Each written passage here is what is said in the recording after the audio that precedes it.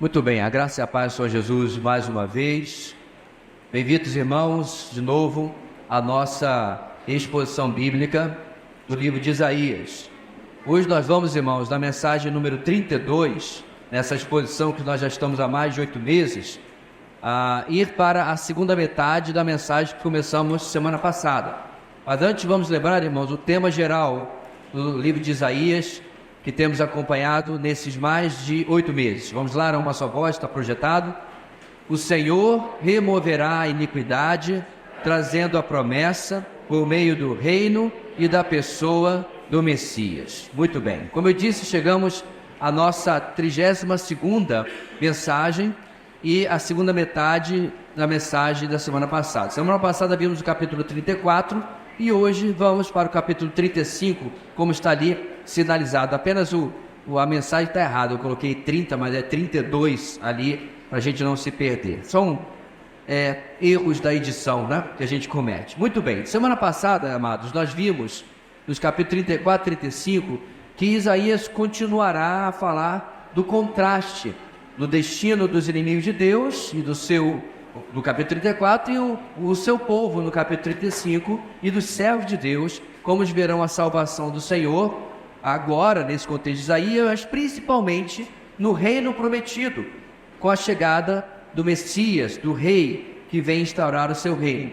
E a nossa grande ideia, meus irmãos, destes 2 domingos, para lembrar, é a seguinte: o Senhor trará livramento final aos seus, enquanto elimina os rebeldes. Isso está de acordo com tudo que nós temos visto no livro de Isaías, especialmente, irmãos, quando nós vimos que Deus, antes de instaurar o seu reino, irá remover todos aqueles que são opositores, que são rebeldes, porque não faz sentido como alguém que não deseja ser submisso ao rei vai estar no reino, como alguém que não ama a justiça vai estar no reino de justiça, como alguém que é rebelde para com a autoridade do Senhor Jesus vai estar no reino deste mesmo Senhor Jesus. Não faz sentido, né?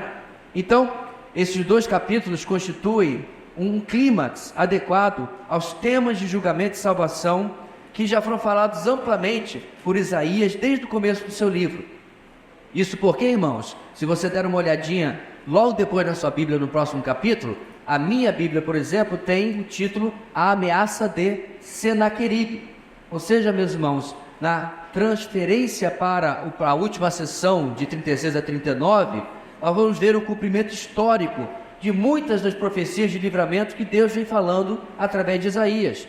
Esses cumprimentos iniciais servem como uma credencial, como uma prova, um currículo da parte do Senhor para com toda a humanidade. É como se o Senhor estivesse dizendo o seguinte, abre aspas: vejam o que estou fazendo em pequena escala e creiam que irei fazer com toda a terra. Da mesma forma, estaria dizendo o Senhor que eu estou livrando agora vocês das mãos dos assírios. No futuro, aqueles que se renderem a mim, eu os livrarei de todos os inimigos da humanidade e estabelecerei o meu reino. Assim, a apresentação do julgamento sobre a Síria leva naturalmente para a apresentação do futuro julgamento de Deus sobre o mundo inteiro, lá no tempo da tribulação, que é a maior parte que nós temos no livro de Apocalipse. A vingança de Deus sobre o mundo será seguida por uma bênção milenar sobre o remanescente do seu povo da aliança Israel, bem como de todos os seus servos, que inclui inclusive, irmãos, nós, a igreja do Senhor. Então vamos, irmãos, para pegar o fio da meada, ler o capítulo 34 primeiro, certo? Nós vamos lembrar dos 3 primeiros pontos e aí vamos passar para a nossa exposição de hoje no capítulo 35, combinado? Então abra sua Bíblia aí no capítulo 34 e vamos ler esses 17 versículos desse capítulo. Diz assim a palavra do Senhor. Eu queria pedir só um pouquinho mais de retorno.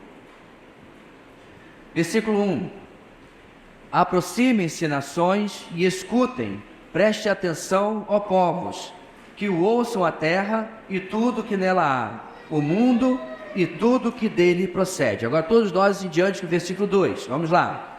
O Senhor está indignado contra todas as nações, sua ira está contra todos os seus exércitos. Ele os destruirá totalmente, ele os entregará à matança. Seus mortos serão lançados fora e seus cadáveres exalarão mau cheiro. Os montes se encharcarão do sangue deles. As estrelas do céu serão todas dissolvidas, e os céus se enrolarão como um pergaminho. Todo o exército celeste cairá como folhas secas da videira e da figueira. Quando minha espada embriagar-se nos céus, saibam que ela descerá para julgar Edom, povo que condenei à destruição.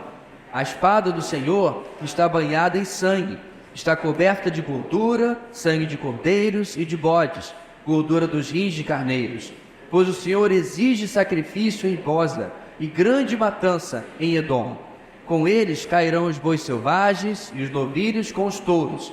A terra deles ficará ensopada de sangue e o pó se encharcará de gordura. Pois o Senhor terá seu dia de vingança, um ano de retribuição para defender a causa de Sião.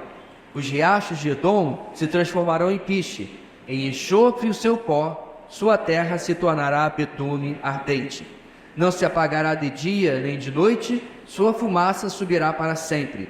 De geração em geração ficará abandonada, ninguém voltará a passar por ela. A coruja do deserto e a coruja estridente a possuirão. O corujão e o corvo farão nela os seus ninhos. Deus estenderá sobre Edom o caos como linha de medir e a desolação como fio de prumo. Seus nobres nada terão ali que possam chamar-se reino, e todos os seus líderes desaparecerão.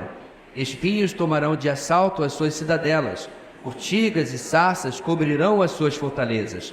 Será um antro de chacais e moradia de corujas. Criaturas do deserto se encontrarão com hienas, e bodes selvagens balirão uns para os outros. Ali também descansarão as criaturas noturnas, e acharão para si locais de descanso. Nela a coruja fará ninho, jogará seus ovos e cuidará dos seus filhotes à sombra de suas asas. Os falcões também se ajuntarão ali, cada um com seu par. Procurem no livro do Senhor e leiam. Nenhum desses animais estará faltando, nenhum estará sem o seu par, pois foi a sua boca que deu a ordem, e o seu espírito os ajuntará. Ele designa as porções de cada um, sua mão as distribui por medida. Eles se apossarão delas para sempre, e ali habitarão de geração em geração. Nesse capítulo que nós acabamos de ler, meus irmãos, vimos semana passada que Isaías fala mais uma vez de detalhes do julgamento de Deus. Como já mencionamos, logo haverá um confronto com o grande império assírio, nesse momento passado da história. Diante disso, o Senhor está descrevendo o seu poder de julgamento, não só contra os assírios, mas contra todos os inimigos. E assim, tanto a Síria está avisada do que irá acontecer, como também Judá, de como deve confiar no Senhor, e não em qualquer outro povo, e muito menos no seu próprio poderio bélico. Ambos deveriam repensar a sua postura diante daquele que é o autor de tudo isso que nós lemos nesse capítulo. Se você quiser e não assistiu, está online esta mensagem, vendo os detalhes preciosos que temos nesse texto do capítulo 34. Nós vimos, irmãos, 3 lições na semana passada. Vamos repeti-las rapidamente. Em primeiro lugar, o Senhor irá julgar todas as nações por sua impiedade. Versos 1 ao verso 4. Em segundo lugar, o Senhor irá julgar as nações em vingança dos seus escolhidos, do seu povo. Versículo 5 ao versículo 15. E em terceiro lugar, a palavra do Senhor pelo Espírito é a garantia que virá o julgamento do Senhor. Ele deu sua palavra e ele irá cumprir. Versículos 16 e 17. Nosso texto agora, irmãos, chega à segunda parte desta mensagem, capítulo 35, onde o tom muda bastante, um tom muito mais positivo, muito mais leve. Descrição agora de uma realidade abençoada e bem distinta da realidade de conflito e opressão que nós vimos no capítulo anterior. Por quê? Porque é o que vem depois de Deus destruir e acabar com os inimigos do povo de Deus.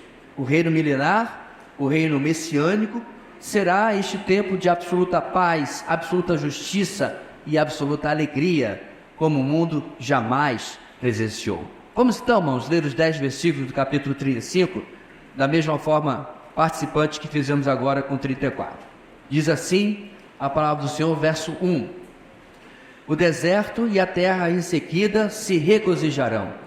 O ermo exultará e florescerá como a tulipa, e romperá em flores, mostrará grande regozijo e cantará de alegria.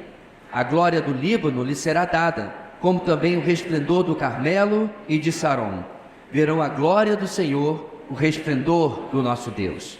Fortaleçam as mãos cansadas, firmem os joelhos vacilantes, digam aos desanimados de coração, sejam fortes, não temam, seu Deus virá com vingança, com divina retribuição, virá para salvá-los. Então se abrirão os olhos dos cegos e se destaparão os ouvidos dos surdos. Então os coxos saltarão como o cervo e a língua do mudo cantará de alegria. Águas irromperão no ermo e riachos no deserto. A areia abrasadora se tornará um lago, a terra seca, fontes borbulhantes. Nos antros onde outrora havia chacais, crescerá a relva, o junco e o papiro, e ali haverá uma grande estrada, um caminho que será chamado caminho de santidade. Os impuros não passarão por ele, servirá apenas aos que são do caminho. Os insensatos não o tomarão. Ali não haverá leão algum e nenhum animal feroz passará por ele. Nenhum deles se verá por ali, só os redimidos andarão por ele, e os que o Senhor resgatou voltarão. Entrarão em Sião com cantos de alegria, duradoura alegria coroará sua cabeça, júbilo e alegria se apoderarão deles, e a tristeza e o suspiro fugirão. A preciosa porção, meus irmãos, que conclui essa divisão do nosso livro, é um belo poema inspirado. Um poema que apresenta diante de nós as deliciosas condições que prevalecerão neste mundo. Prevalecerão durante 1000 anos após a prisão de Satanás, conforme está descrito em Apocalipse capítulo 20. E a entronização do nosso Senhor Jesus Cristo como o soberano sobre toda a terra. O próprio coração de Isaías deve ter ficado emocionado ao aguardar este tempo de paz e justiça, principalmente diante dos longos anos de luta, de iniquidade, que causaram tanta tristeza e sofrimento ao longo da história humana, mas também, particularmente, da história de Israel. Para nós que estamos fazendo, irmãos, a leitura anual da Bíblia, é constrangedor ver as idas e voltas de reis e governantes que às vezes temiam o Senhor e às vezes se rebelavam contra o Senhor. Neste momento, inclusive, da vida de Isaías, o rei é alguém temente ao Senhor, é Ezequias. Mas logo, logo, meus irmãos, subirá ao trono, provavelmente, o pior rei que Judá já teve. Assim, meus irmãos, este cenário de constantes altos e baixos e volta à iniquidade é confrontado agora com um tempo onde tudo isso será passado. E apenas aquilo que o Senhor tem preparado de melhor para nós irá prevalecer. Inclusive a própria criação será abençoada naquele dia pelo poder do Senhor, quando o reino messiânico for revelado. E é isso que a gente vai ver nesse nosso texto. Continuando, irmãos, a numeração da semana passada, modifica aí no seu boletim, né, porque está 1, 2, 3. Número 4, para continuar a mensagem da semana passada. Deus trará à existência uma realidade gloriosa para a sua glória. Deus trará uma realidade gloriosa para a sua glória, versículos 1 e 2. Esses dois versículos iniciais, eles trazem um cenário maravilhoso que é prometido para o reino do Messias. Normalmente, meus irmãos, quando um governante sobe ao poder, prefeitos, governadores, presidentes, ele leva algum tempo para que a gente possa perceber alguma mudança significativa. Esperançosamente, uma mudança para melhor, mas às vezes não é. Mas leva algum tempo, até para estragar as coisas, ele tem que se acomodar no poder. Esse não é o caso quando o Messias começar a reinar. Assim que, irmãos, ele vem, instaura o seu reino, tais mudanças serão imediatas. Imediatamente, diz o texto, lugares secos se regozijarão. E o paralelismo da escritura judaica, eu falei que é como se fosse um poema, né? Completa dizendo que o ermo, isto é, um lugar abandonado, um lugar vazio, um lugar sem vida, exultará florescendo como a tulipa. Olha o detalhe, irmãos. Tulipa é uma flor de clima ameno. Nós estávamos em São Paulo, em Olambra, uma cidade que foi fundada por imigrantes, né, holandeses, e lá talvez uma das capitais das flores. E nós fomos com a esperança de achar tulipas. Para bom entendedor, pingo é letra. Sabe por que a gente foi atrás dessa flor, né? Não tinha como. Todos os floristas disseram, não é época, porque nós fomos no verão. Era janeiro, não é isso? Uma coisa assim. E estava quente, mesmo sendo no interior de São Paulo. Mas aqui, meus irmãos, este lugar seco, quente, sem vida, tulipas crescerão. Uma flor que de maneira nenhuma sobrevive no deserto, mas porque o deserto será transformado. E o texto diz que outras flores também surgirão ali. Assim como é em lugares mais vistosos e bonitos, como havia antes sido o Líbano, ele cita o Monte Carmelo e Saron, assim será estes lugares desertos. Diz assim tinha sido, porque lá no capítulo 33, meus irmãos, nós vamos ser lembrados que esse lugar também vai ser devastado, mas antes eram lugares bonitos. Esse Saron que é mencionado aqui é o mesmo que é lembrado lá em Cantares, lembra? Eu sou a rosa de Saron, ou seja, era um lugar de flores, era um lugar de exuberância, era um lugar de beleza. E esses vão ser os padrões de restauração. Tudo voltará a ficar bonito, tudo ficará novamente restaurado. Porém, nós vemos aqui, meus irmãos, que todos serão modificados, restaurados, como uma evidência que a promessa de que a terra se encherá da glória do Senhor também será algo que afetará o meio ambiente, a flora. Por muito tempo eu até me perguntei o que esse texto quer dizer. Como as águas enchem o mar, a terra será enchida do conhecimento e da glória do Senhor. Como assim? A terra vai brilhar? Essa é a glória do Senhor? Não, meus irmãos, a glória do Senhor são os feitos do Senhor. E dentre esses feitos, a completa restauração da flora, provavelmente da fauna também, e é claro, de toda a humanidade que ali estiver ao lado do Senhor. Absolutamente, meus irmãos, tudo será diferente. Talvez seja, meus irmãos, um mundo lindo e perfeito que os ecologistas tanto querem fazer agora pelas suas próprias mãos, e o Senhor Jesus fará literalmente no estalar de dedos. O comentarista John Martin destaca algo relevante e que em algumas semanas, inclusive, nós vamos ver na nossa EBD, na doutrina de escatologia. Estamos quase lá. Semana que vem começaremos angelologia, passado esta é a última que será escatologia. O que ele escreve, irmãos? Deixa eu abrir aspas para esse comentarista. Preste atenção. Esta ênfase aqui em Isaías exclui o pós-milenismo, porque o pós-milenismo ensina que o mundo ficará cada vez melhor, assim trazendo o reino, e o reino então depois será seguido pelo regresso do Messias. Em outras palavras, para traduzir o que ele está dizendo aqui, esta linha de pensamento teológico diz que a igreja irá, pela pregação do evangelho, melhorar cada vez mais a sociedade. Está indo bem? Como é que está? Está uma maravilha, né? Ao meu ver, se isso fosse verdade, nós ainda teríamos muito trabalho pela frente, porque ao meu ver a sociedade está andando de ré, está indo de mal a pior e não para melhor. E aí o comentarista John Martin continua. O ensino, por outro lado, amilenista, de que não haverá reino terreno, porque as promessas do Antigo Testamento a Israel estão sendo cumpridas na igreja hoje, também é estranha ao pensamento de Isaías. Isaías ensinou que o Senhor reuniria o Israel crente, os descendentes físicos de Abraão, e estabeleceria o tão esperado reino de Deus na terra. Esta restauração prometida não está sendo cumprida na igreja hoje, em absolutamente nenhum sentido. Então o comentarista que eu cito aqui, meus irmãos, está nos ajudando a entender que se Deus prometeu o que acabamos de ler para o povo judeu, Ele irá cumprir para o povo judeu. Durante esta exposição já explicamos várias vezes que nós estamos aqui defendendo uma bandeira de um Estado, de uma nação. Não é o Estado de Israel que está sendo tratado aqui, mas dentro desse Estado, dentro deste povo, o Senhor está separando este remanescente, no qual Ele irá cumprir essas promessas no seu próprio tempo. Ele irá se cumprir no tempo de Deus, depois do acerto que será feito com a humanidade, como nós já vimos em vários textos, inclusive na primeira parte da nossa mensagem semana passada. Deus vai acertar as contas com a humanidade e vai depois restaurar a humanidade a partir apenas do remanescente que voltar-se para o Messias, dentro de judeus e também aqueles gentios, os não-judeus. Como dissemos há pouco, não será apenas a flora, mas isso mostra que a humanidade será resgatada pelo Senhor, ela também será afetada, e é como segue o nosso texto em seguida. Mas vamos pensar, meus irmãos, dessa realidade gloriosa.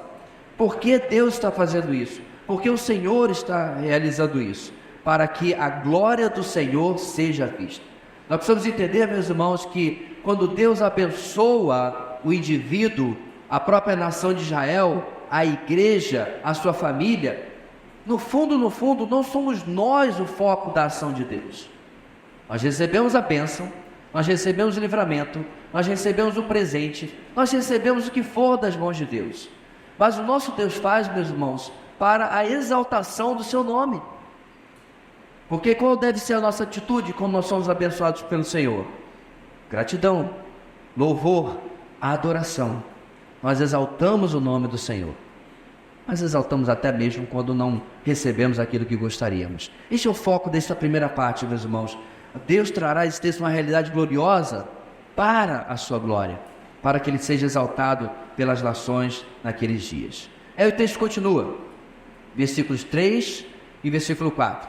Em quinto lugar, quinta lição, Deus restaura os abatidos através das suas promessas. Primeiro, falou mais da flora, ou seja, da natureza, do meio ambiente. Agora vai falar dos homens. Nos versos 3 e 4, Isaías se volta para o remanescente fiel. Esse remanescente fiel são aqueles que eram mais do que israelitas apenas de nascimento. Eles eram israelitas de coração. Eles estavam dentro do povo da aliança, mas eles é que realmente viviam com fidelidade a aliança com o Senhor. Eles se voltam, meus irmãos, para eles, porque antes do reino, eles estavam passando ou passarão por tempos difíceis que os esperavam. E diante, meus irmãos, dessa compreensão de como esse povo vai estar moído, como esse povo vai estar quebrado, como esse povo vai estar de uma maneira extremamente desgastada. Deixa eu fazer um paralelo para você. Se você não sabe o que aconteceu em Israel há 4, 5 meses atrás, você deve estar morando em uma caverna. E eu acompanho toda semana, na verdade todo dia, as novidades, as reportagens, os erros e acertos. Ninguém passa pano para erros também, mas principalmente, meus irmãos, eu tenho acompanhado os testemunhos em português, em inglês, em espanhol, dos sobreviventes e daqueles que foram libertados. Eu fico pensando, meus irmãos, que eles devem estar assim: esta é a pior coisa que já aconteceu conosco, e aí a gente acredita que é a pior coisa que vai acontecer. Isso não é verdade. Os versículos 3 e 4 vão falar de pessoas que vão estar 100 vezes em pior estado do que estão hoje os judeus depois de 7 de outubro. Com tudo aquilo que aconteceu, e eu não vou aqui, especialmente com respeito aos ouvidos mais jovens, descrever aquilo que aconteceu.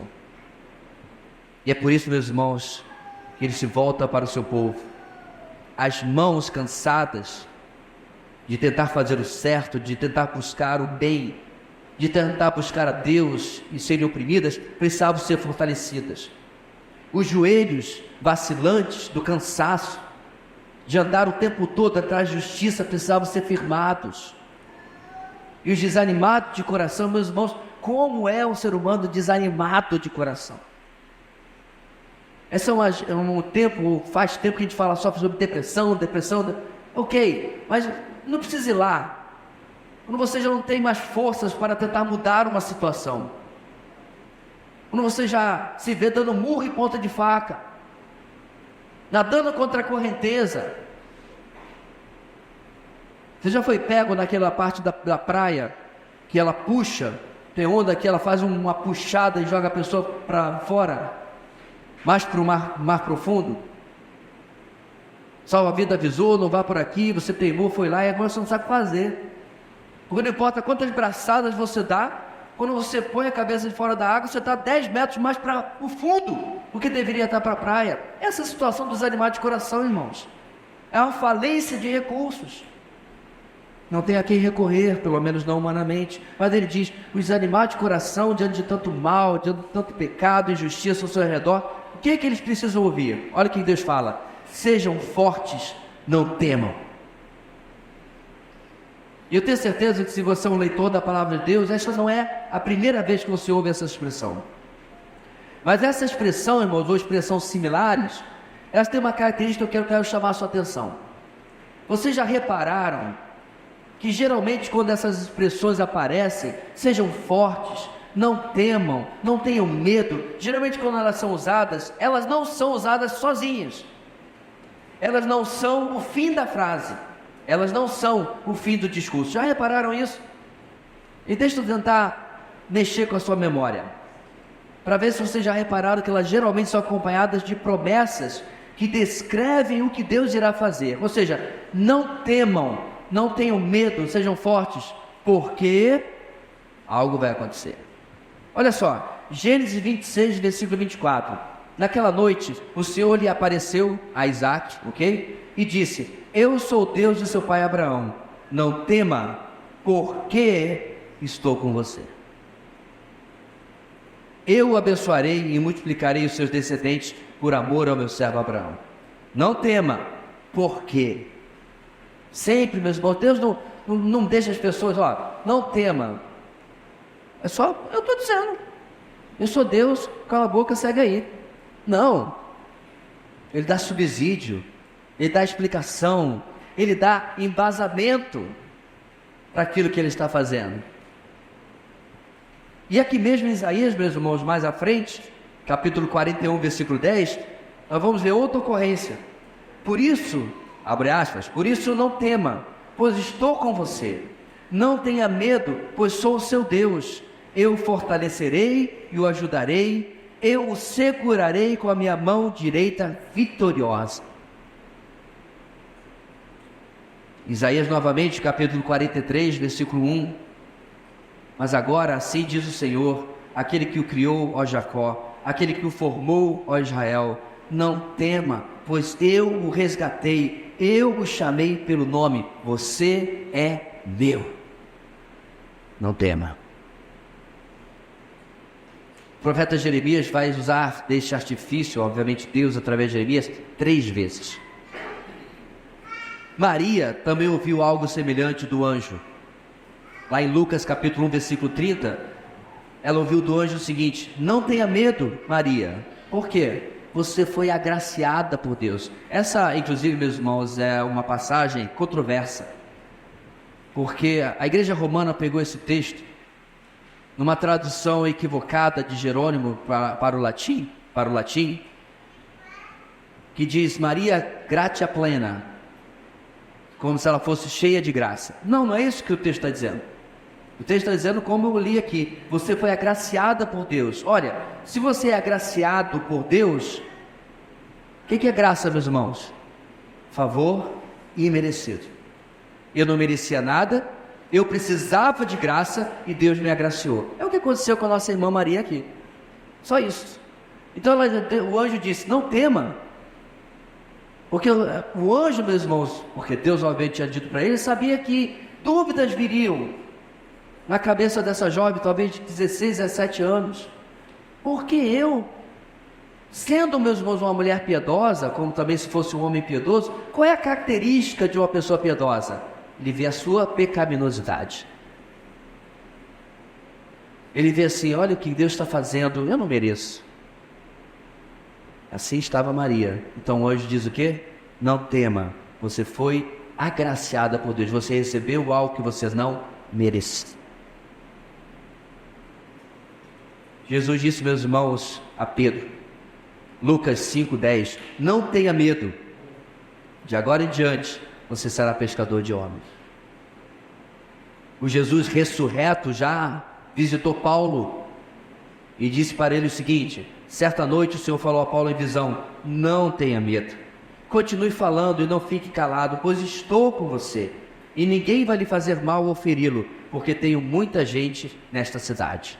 Atos capítulo 18, 9 e 10. O apóstolo João, meus irmãos, já idoso e exilado na ilha de Pátimos, começou a ter as suas visões quando Jesus chegou para revelar. Apocalipse significa revelação. E ali diz o texto: quando o vi, ou seja, quando ele viu a Jesus ressuscitado, caía aos seus pés como morto. Então ele colocou sua mão direita sobre mim e disse: não tenha medo, eu sou o primeiro e o último, sou aquele que vive. Estive morto, mas agora estou vivo para todo sempre. Eu tenho as chaves da morte e do Hades. Apocalipse 1, 17 e 18. Mais adiante, meus irmãos, Jesus consola a sofredora igreja de Esmirna. Lá no capítulo 2, ele diz o seguinte: conheço as suas aflições e a sua pobreza, mas você é rico. Conheço a blasfêmia dos que se dizem judeus, mas não são, sendo antes sinagoga de Satanás. Não tenha medo do que você está prestes a sofrer. O diabo lançará alguns de vocês na prisão para prová-los, e vocês sofrerão perseguição durante 10 dias. Seja fiel até a morte, e lhe darei a coroa da vida. Assim também, meus irmãos, é o nosso texto. Sejam fortes, não temam. Aí Deus continua: seu Deus virá com vingança, com divina retribuição, virá para salvá-los. Perceba, meus irmãos, que Isaías aqui, Deus aqui não está falando do nascimento de Jesus. Ele não está falando da vinda do Cordeiro de Deus, do Jesus manso, suave, amigo e companheiro. Não. Jesus é tudo isso, sem dúvida nenhuma. Mas no nosso texto, meus irmãos, Isaías está falando do leão de Judá, do Senhor dos Exércitos, daquele que é descrito na segunda vinda, em Apocalipse capítulo 19. Aquele que é descrito como vindo dos céus em um cavalo branco. Aquele que é descrito como um cavaleiro que se chama fiel e verdadeiro. Descrito como aquele que julga e guerreia com justiça. Seus olhos são como chamas de fogo. A sua cabeça está cheia de coroas. E ele tem um nome que só ele conhece e ninguém mais. Ele está vestido com um manto tingido de sangue. E o seu nome é Palavra de Deus. Ele é o rei que vem conquistar e instaurar o seu reino por toda a terra. Por isso, sejam fortes e não temam. E segue a promessa: sejam fortes, não temam, seu Deus virá com vingança, com divina retribuição, virá para salvá-los. É interessante, meus irmãos, como muitas igrejas têm criado uma imagem de Jesus parcial. É o Jesus apenas da manjedoura. É o Jesus apenas que Joãozinho, o novinho, caçula ali dos apóstolos, reclina sobre o ombro dele. Recentemente criou-se uma polêmica com esse programa que está passando com ficções. Não é um programa literalmente da Bíblia, dos textos bíblicos, mas com a liberdade artística, vamos chamar assim. E na internet eu vi alguém dizendo assim: eu gostei desse programa porque mostrou um Jesus que eu gosto. Eu oro a Deus, meus irmãos, que o programa continue e chegue direitinho na última semana de vida de Jesus, porque uma das coisas que ele faz naquela última semana é virar mesa no templo. Para ver se essa pessoa ainda vai gostar daquele Jesus do programa. Porque tenho absoluta certeza, meus irmãos, que o nosso Senhor era um amigão, que se divertia, que ria com os seus apóstolos. Eu não acredito em um Jesus ranzinza, cara feia, mas eu também não acredito num Jesus molão. Maria vai com as outras, que não tinha opinião, que passava pano. Por que eu não acredito nisso? Porque eu acabei de ler que ele, Jesus, o meu Deus, virá com vingança, com divina retribuição, para salvar o seu povo. Essas são, meus irmãos, as palavras dele para mostrar que ele está dando promessa para a restauração dos abatidos. E o povo de Judá precisava ouvir isso. Aí chegamos, irmãos, à nossa última parte do nosso capítulo, versículos 5 a 10, parte mais longa. E chegamos à nossa sexta e última lição dessa mensagem de 2 domingos. Deus promete uma realidade gloriosa para os que por ele serão restaurados. Deus promete uma realidade gloriosa para os que por ele serão restaurados, e unicamente para esses. Nessa última sessão, Isaías continua descrevendo as glórias do reino messiânico como razão para que eles não temessem, uma vez que dentro da salvação o Senhor trará muitas bênçãos. Ele não apenas livraria o seu povo dos inimigos, mas os traria para uma realidade nova, gloriosa, abençoada, preparada para eles. Vamos ver isso. Nos versos 5 e 6, defeitos físicos serão coisas do passado. Cegueira, surdez, amputações ou paralisias nunca mais existiriam. Nós não sabemos, meus irmãos, se o Senhor Jesus está prometendo isso de uma forma unicamente sobrenatural, ou se Ele vai usar os talentos da medicina e da ciência para tanto. O texto não fala. Porque eu realmente acredito, meus irmãos, que os talentos que eu mencionei avançarão como nunca nesses dias do reino. Seja por meios sobrenaturais, seja por meios que Ele vai capacitar a sociedade a fazer isso, o texto diz claramente que cegueira, surdez, amputações e tudo mais são coisas do passado. Inclusive, os mudos não existirão mais. O verso 6 ainda completa a restauração da natureza que a gente já viu alguns minutos atrás. Nós que tivemos, meus irmãos, aqui uma breve estiagem, né? Não ficamos sem água, mas teve algum controle, né? Nós ainda não podemos imaginar o que é realmente um deserto e quão diferente ele é quando ele vai se tornar, como diz o texto, um lago, com fontes e vegetação completa, como diz o verso 7. Há muitos anos atrás, a minha esposa ainda estava grávida do nosso primeiro filho. E nós resolvemos conhecer essa tal de Santa Helena, pela primeira vez. E lá fomos nós. E nós tínhamos um carro do ano, de 13 anos passados, na verdade, em que era um tanque e 1 litro de óleo. Mas lá fomos nós, esperançosos de que dava para vencer os 200 quilômetros. Eu não sei exatamente a que altura, meus irmãos, eu comecei a ver o termômetro da temperatura subindo um pouquinho mais, daqui a pouco houve tipo uma explosão, foi o nosso radiador. Saiu até miolo do radiador pelo negócio do ventilador ali, da exaustão.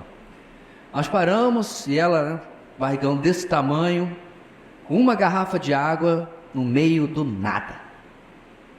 Lavrada é uma lindeza, irmãos, para ver de drone, né? Mas para estar lá é horrível. E aí finalmente passou uns irmãos que frequentavam a nossa igreja, mas moravam no interior, levaram minha esposa de volta e foram dar a notícia ao nosso querido e saudoso pastor Marcelo para que fosse me socorrer. Mas lá fiquei, irmãos, durante muito tempo, até que ele chegasse em Boa Vista, até que o Marcelo encontrasse o radiador certo, né, para o meu Chevelle, quer dizer, o meu Chevette. E meus irmãos, você já conversou com o Calango? Eu acho que conversei aquele dia, porque rapidamente a minha única garrafinha de água acabou, uma sede, um sol. E o Lavrado tem umas árvores, para você que não é de Roraima, que não protegem nada. Elas são umas galhas assim, com poucas dezenas de folhas, né? Mal da sombra. Aí eu olhava bem longe, tinha o igarapé, porque eu via o buritizal, falei, então tem água, mas eu ficava com medo de sair, vai que alguém chega e mexe no carro e tal. Aí eu ia, aí eu perguntava pro Calango, você acha que eu devo ir? Irmãos, isso não é nem perto do que nós estamos vendo aqui no nosso texto. Nós passamos, pela graça de Deus, 2019 nesses desertos. Não tem nada, nem um tufo de vegetação. Areia e pedra. A tecnologia moderna tem feito surgir oásis, onde eles criam principalmente tâmaras. Então você via aquele oásis de palmeiras, né, de tâmaras, só ali, porque eles molhavam por computador, para poder... É a tecnologia de Israel avançada hoje em dia. Mas, meus irmãos, o deserto é assustador. Uma das orações que eu fazia enquanto a gente se dirigia a um lugar chamado Massada é: Senhor, só não deixa esse carro dar problema aqui no meio do nada. Porque se eu conversei com um Calango no Lavrado, aqui eu vou dar bom dia ao urubu. Ponto, meus irmãos, é que nada disso vai existir mais. O texto fala de lagos, fontes de vegetação completa, restaurada no reino do Senhor. E no centro desse reino, claro, estará Jerusalém. Estará o território de Israel totalmente restaurado, mas principalmente Jerusalém. E todo mundo, irmãos, diz a palavra de Deus, todas as pessoas virão para Jerusalém, a capital do reino messiânico. O verso 8 diz que esse é o caminho de santidade. Por quê? Os puros e insensatos, isto é, aqueles que antes andavam em desobediência, são coisa do passado. O verso 9 completa, dizendo que nem mesmo perigos naturais, como um animal selvagem, será problema. segurança absoluta para que eles possam ir a Jerusalém, aprender e adorar ao rei. Essa busca pelo rei, meus irmãos, ela não é profetizada apenas por Isaías. De vários textos que eu poderia mencionar, eu quero lembrar Miqueias capítulo 4. Miqueias diz o seguinte: nos últimos dias acontecerá que o monte do templo do Senhor, ou seja, o monte de Jerusalém, será estabelecido como o principal entre os montes, e se elevará acima das colinas, e os povos a ele acorrerão. Muitas nações virão dizendo: venham, subamos ao monte do Senhor, ao templo do Deus de Jacó. Ele nos ensinará os seus caminhos, para que andemos nas suas veredas. Pois a lei virá de Sião, ou seja, Jerusalém, a palavra do Senhor de Jerusalém. Ele julgará entre muitos povos e resolverá contendas entre nações poderosas e distantes. Das suas espadas farão arados, e das suas lanças foices. Nenhuma nação erguerá espada contra outra, e não aprenderão mais a guerra. Perto do que está acontecendo aqui, meus irmãos, a gente vê a inutilidade de um órgão chamado Organização das Nações Unidas.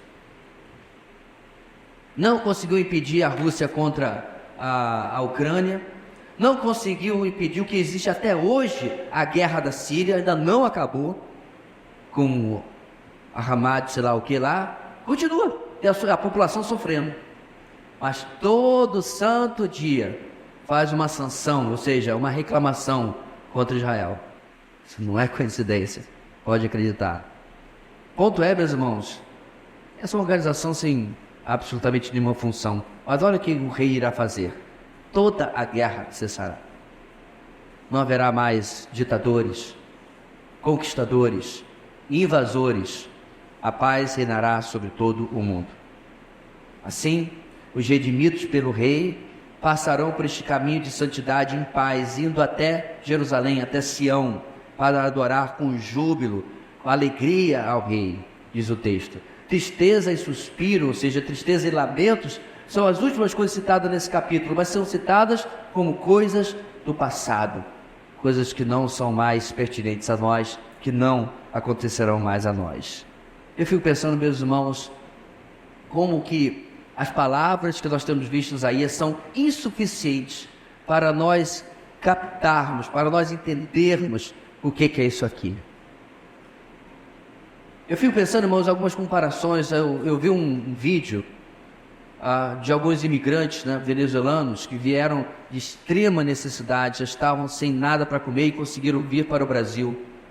Estão se estabelecendo. Eu vi esse vídeo, não sei em que estado que eles estão agora, e estavam simplesmente deslumbrados com o quê? Supermercado.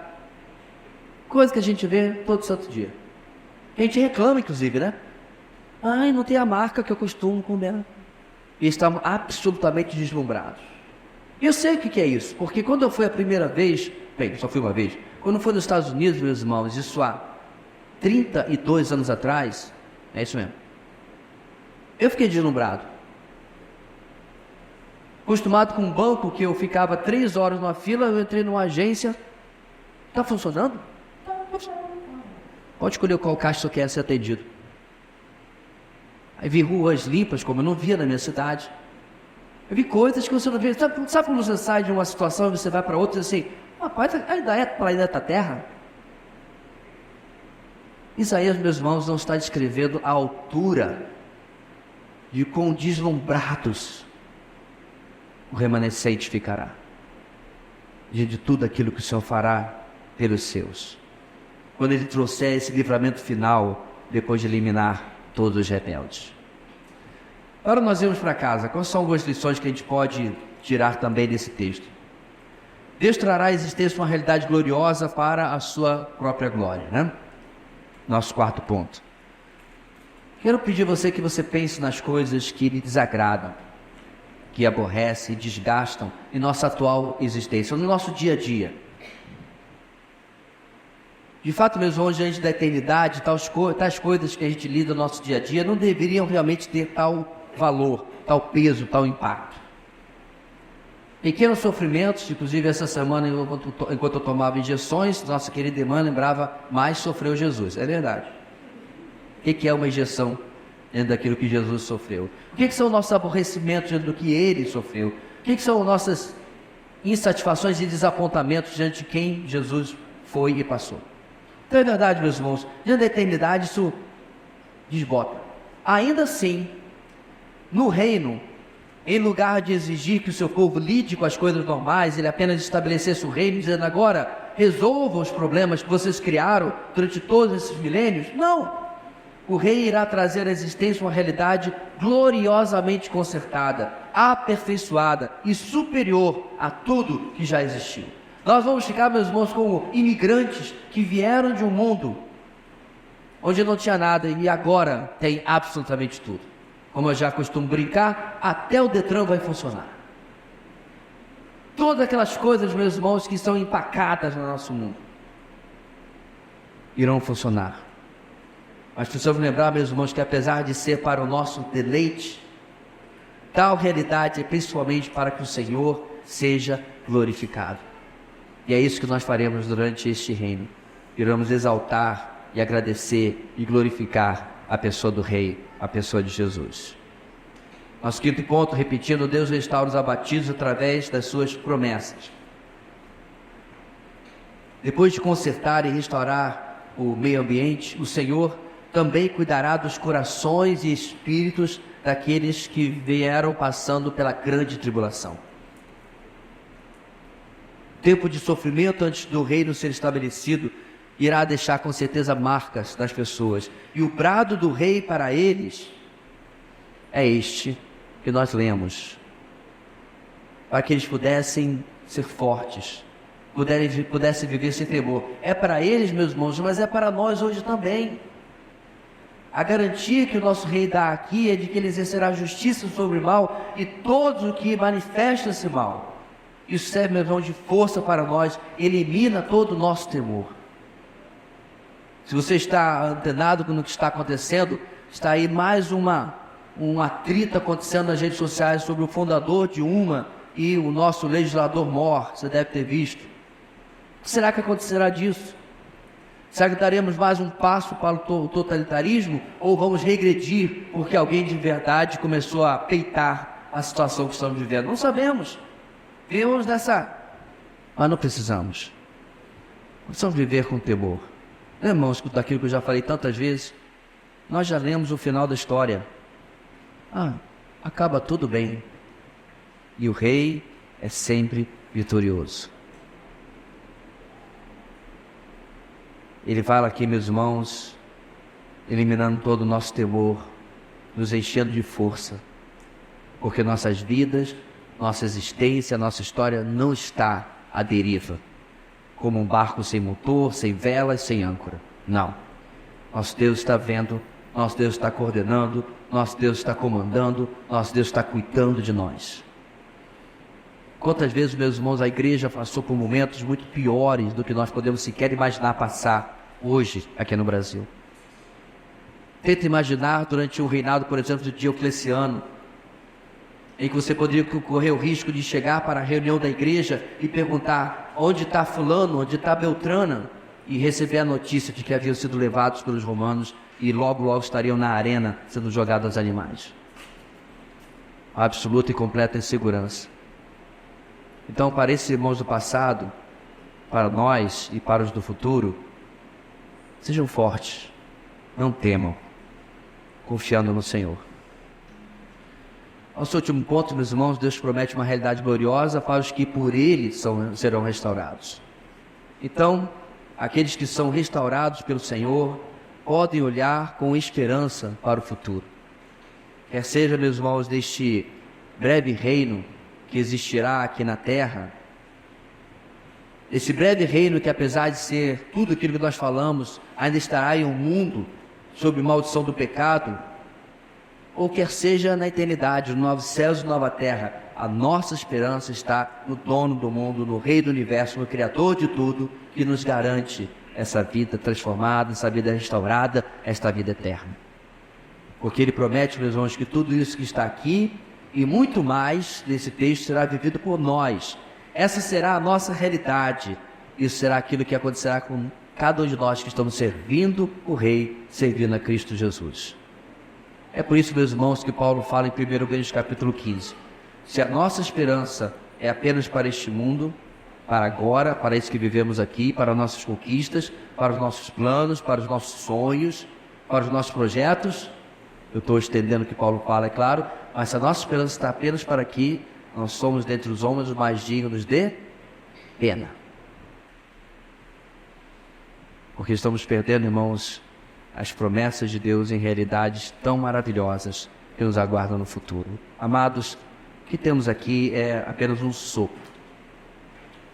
É apenas uma fração daquilo que está aguardando por nós. Nós possamos viver, irmãos, à luz e com os olhos na eternidade. Pés no chão, cumprindo nossos compromissos, realizando a vontade do Senhor, continuando a obra do Senhor, pregando o Evangelho, espalhando a verdade da sua doutrina, sim, sempre sendo fortes, não temendo, porque o nosso Deus vem com vingança, vem para julgar a terra, vem para nos resgatar. Amém.